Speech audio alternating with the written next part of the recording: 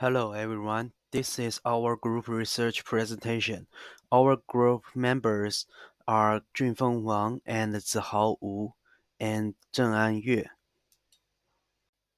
About part 1, we do some research on the link to the general bond calculator was used for the simulation. What happens to the maturity when the coupon rate increase? When maturity increase, when the price increase? Um, No change in coupon rate. These questions were examined. This table is the result provided by my using the calculator provided by the link to calculate different data. The first part I want to discuss is about coupon rate and the duration. The above graph shows an inverse relationship between coupon rate and the duration.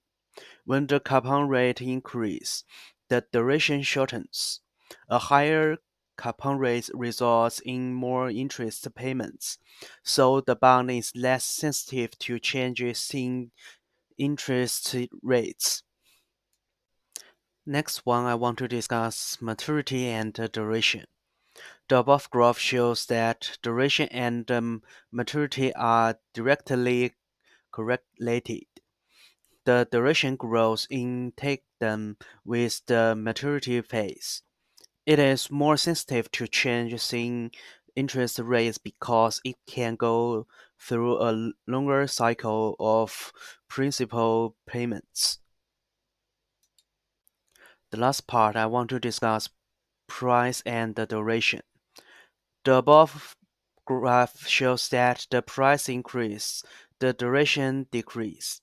The bond obtained at a higher price as a shorter duration, so the bond has lower yield and is less sensitive to changes in interest rates. Hello everyone, this is Zheng Yue. I'm here to explain the second part of the group research. We will discuss the US economy from macro perspective in terms of specific issues. We discuss the following aspects. One is US economy in recession. Two, which period in US economic history has the longest period of expansion? 3. Which period in US economic history has the longest periods of contraction? 4. What's the time lag between the peak or troughs appearing and being announced? 5. What are implications of this for investors? As we can see at the time of writing, the NBER has not yet declared a new recession. The last recession officially recognized by NBER began in February 2020 and ended in April 2020. The NBER's definition explains that a recession is a significant decline in economic activity that spread throughout the economic and lasts for more than a few months. According to what they announced, they used to determine the recession as real GDP and GDI, employment, real personal consumption expenditures, real personal income minus transfer payments. According to according to the date given on the official website of NBER, the longest periods of expansion between June 2009 and February 2020 lasted 128 months. Uh, the last periods of contraction was from October 1873 to March 1879, which lasted 65 months. The NBER typically release dates several months after peak and troughs occur.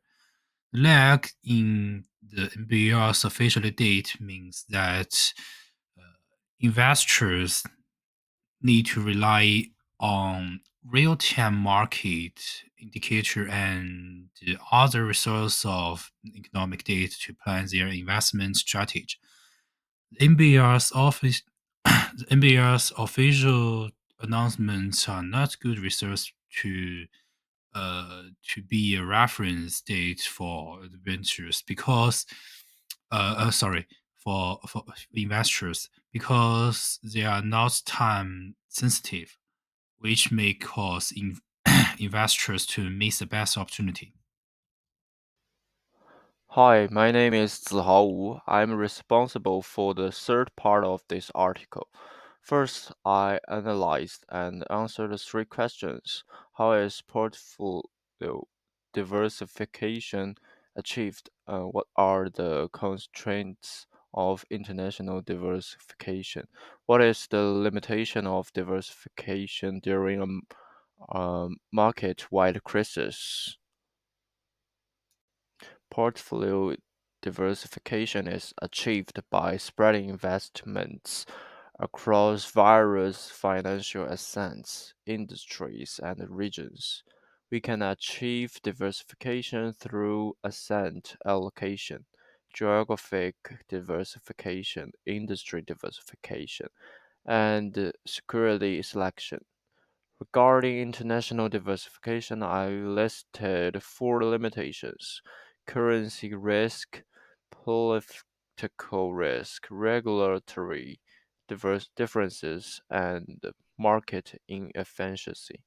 Regarding the limitations during market crisis, during global financial crisis, correlations between different asset classes and markets tend to increase significantly.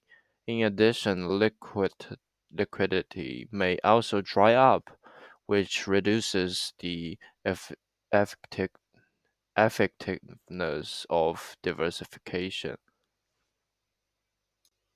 In the following section, I chose Bank of America because financial stocks were severely affected during the global financial crisis.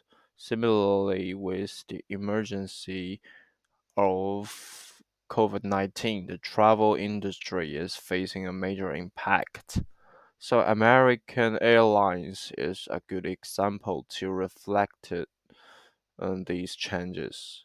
Next, I used the monthly index and the stock prices of Bank of America and American Airlines from Yahoo Finance and calculated the unknown standard deviation of the monthly returns of the two companies for 5 years before and after the disaster. Then I made a table like this. From this table, we can clearly see that during the global financial crisis in 2008, the volatility of US bank stocks increased sharply, and the standard deviation of monthly returns soared between 2008 and 2009. This reflects the intense market turmoil and the interconnectedness of global financial markets, which caused the diversification strategy to falter this as the associated risks surged. Similarly, during the COVID-19 pandemic, the travel industry was also severely affected. American Airlines is a giant in the aviation industry, and its volatility peaked in 2020, indicating that the pandemic caused severe disruptions to travel and operations.